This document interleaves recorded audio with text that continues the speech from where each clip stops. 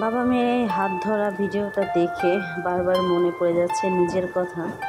একসময় আমিও আমার বাবার হাত ধরে এরকম হেঁটেছিলাম। আমার বাবা আমাকে স্কুলে নিয়ে যেত, নিয়ে আসতো। তো এই তো, হ্যালো এভরিওয়ান, আসসালামু আলাইকুম। সবাই কেমন আছেন? আশা করি ভালোই আছেন। আলহামদুলিল্লাহ আমিও অনেক ভালো আছি। তো এই তো অনেক দিন পর চলে আসলাম ছোট্ট একটা ব্লগ নিয়ে। তো এই তো দেখতে পাচ্ছেন যে আমার ড্রয়িং রুমটা কিন্তু আমি একদম ফাঁকা করে ফেলছি। তো এখানে যে মেশিনটা ছিল সেটা কিন্তু আমি সিঁড়ির উপরে রেখেছি। আর এখন মনে করেন আমি সম্পূর্ণ লুকটাই চেঞ্জ করে ফেলবো ড্রয়িং রুমে। তো এই তো আমার ছোট্ট একটা ড্রয়িং রুম।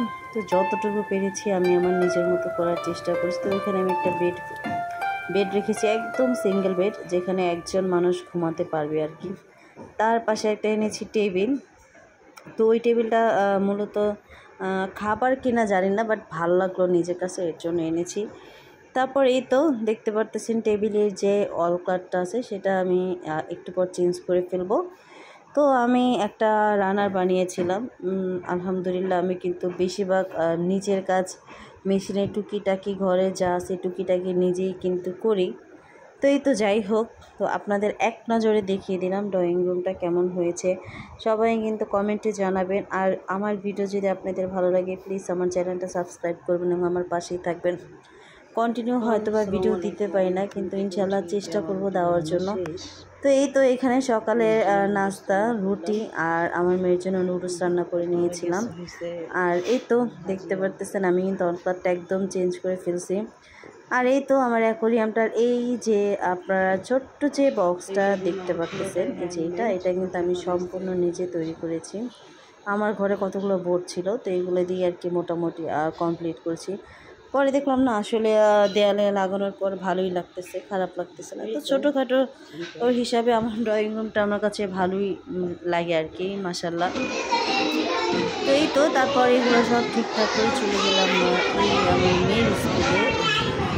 তো স্কুলে একটা প্রোগ্রাম ছিল, তো সেইখানে দেখেন তাকে একদম রেডি করে নায়িকা বানিয়ে চলে গেছে। তো সবাই কিন্তু অবশ্যই মেয়েকে দেখে মাশাল্লাহ করবেন।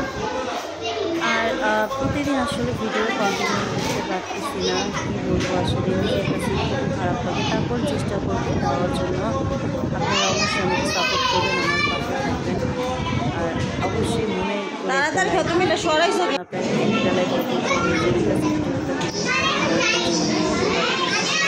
তো এই তো দেখতে পাচ্ছেন মাশাল্লাহ ছোটো ছোটো বাচ্চারা কিন্তু একদম তো আমার বয়সটা যেহেতু খুবই কম, ওইখানে পড়ার চাপটা খুবই অল্প, ও যতটুকু আমরা পড়াশোনা করাই।